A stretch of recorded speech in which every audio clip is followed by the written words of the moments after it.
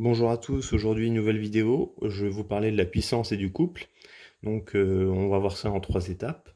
On va parler tout d'abord des formules, ensuite on va parler du moteur thermique et ensuite des courbes de puissance et de couple. Je vous propose qu'on commence tout de suite par la première partie, à savoir les formules. D'une manière générale, la puissance, on va la calculer grâce à la relation suivante, P est égal à C, donc le couple, fois oméga. Donc la vitesse de rotation. Je tiens, avant de passer aux formules sur les côtés, à préciser une chose, c'est que P, lorsque vous allez effectuer cette multiplication, va vous donner un résultat en watts, et dans le domaine de l'automobile, généralement on préfère l'exprimer sous forme de chevaux. Donc on a l'égalité suivante qui nous dit qu'un cheval c'est environ égal à 735,5 watts. Donc il faudra penser à faire un produit en croix lorsque vous cherchez votre puissance en chevaux. Ok. Pour le couple, en fait ça va être assez simple, c'est une force fois une distance. La force qui va s'exprimer en newton et la distance qui va s'exprimer en mètres. Pour la vitesse de rotation exprimée ici en rad par seconde, oméga va être égal à 2pi n sur 60, et n sur 60 ça va être en fait votre nombre de tours par minute. Donc si vous avez votre compteur devant vous, vous avez votre plage de régime qui va s'étendre de 0 à 7000 tours par minute. En fait voilà, le n sur 60 va dépendre de où vous vous situez dans cette plage de régime. Une fois que vous avez compris ça, on va passer au moteur thermique et on va comprendre en fait l'origine du couple dans un moteur. Alors là, j'ai devant moi un moteur à 4 cylindres en ligne, diesel, qu'on retrouve dans beaucoup de voitures aujourd'hui. Donc ce moteur, je vais vous expliquer comment ça fonctionne tout simplement. Donc en haut, on va avoir l'admission et en bas, on va avoir ce qu'on appelle le vilebrequin, qui va en fait être l'axe qui va ensuite aller à la boîte de vitesse et ensuite qui va aller aux roues. Ok. Maintenant, je vais vous expliquer comment ça fonctionne, comment le moteur tourne en fait. Donc en premier lieu, ici, on a une soupape d'admission. Donc on va admettre en fait de l'air que l'on va venir compresser avec un piston. Et une fois que cet air va être comprimé, il va être chauffé en fait naturellement. Et ensuite, on va jeter du carburant, ce qui va créer en fait une explosion. L'explosion va donc propulser le piston vers le bas et va en fait engranger un tour de vilebrequin. Et donc le vilebrequin, quand il va tourner, lorsque le piston numéro 2 est en position basse, il va maintenant passer en position haute et va, quant à lui, pouvoir exploser également. Et ensuite, ça va être pareil pour le piston 4. Alors, la disposition, le fait qu'il ne soit pas, que le 1 soit pas à la même hauteur que le 3, c'est volontaire par le fabricant. C'est tout simplement en fait que pour assurer une stabilité dans votre véhicule, et dans l'explosion des cylindres, en fait, le 1 va exploser, ensuite le 3, ensuite le 4 et ensuite le 2. Donc là, le couple, en fait, il vient donc de la force de l'explosion, je pense que vous l'aurez compris.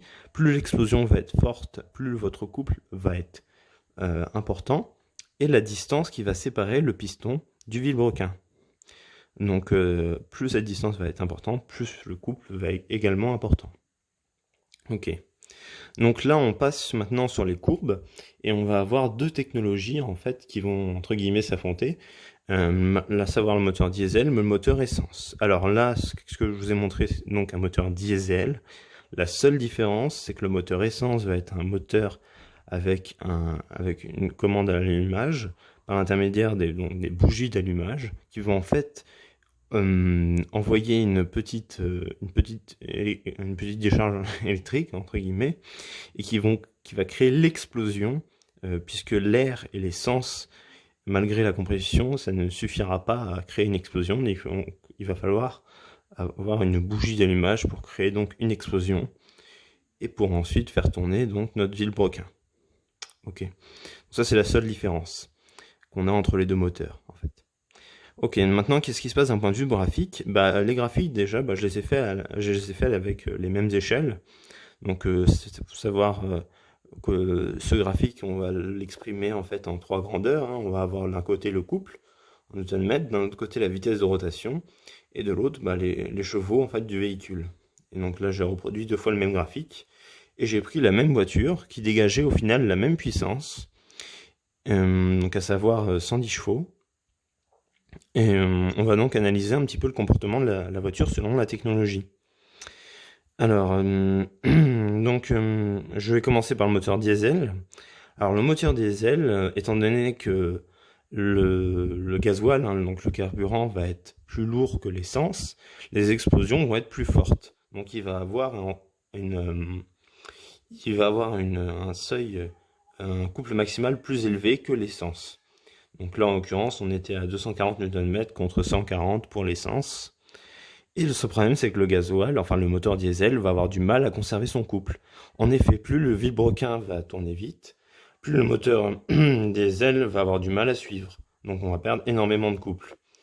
Et donc, ce que ça implique, c'est donc, étant donné que le couple fait partie de la formule de la puissance, en fait, la puissance, elle va être relativement basse dans votre plage de régime, de l'ordre de 4000 tours. À 4000 tours, vous serez à votre puissance max.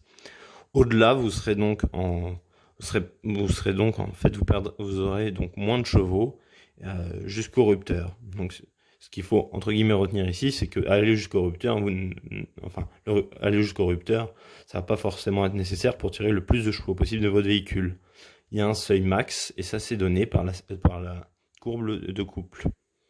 Voilà, comment on trace un tracé de puissance en fait automobile. En ce qui concerne le moteur essence, ça va être un peu plus compliqué, ou plus simple, ça dépend comment vous comprenez les moteurs thermiques. Donc le couple va durer plus longtemps parce que les explosions en fait vont être plus faibles. Et l'avantage de ces explosions plus faibles, c'est que un moteur essence va pouvoir garder un couple plus faible plus longtemps. Donc on va avoir donc le moteur essence va délivrer son couple sur une énorme plage de régime, ce qui va lui permettre en fait d'avoir une puissance quand on sera haut dans les tours. Voilà. Donc c'est vraiment la différence qu'il y a entre ces deux moteurs. Donc voilà, j'espère que vous aurez apprécié cette vidéo, vous aurez compris certaines choses, notamment sur le moteur thermique et sur le tracé des courbes. Donc je vais pas traiter le moteur électrique aujourd'hui, mais je vais le traiter sûrement dans une prochaine vidéo. Donc voilà, je vous remercie d'avoir regardé cette vidéo, et puis je vous dis à la prochaine pour une autre vidéo.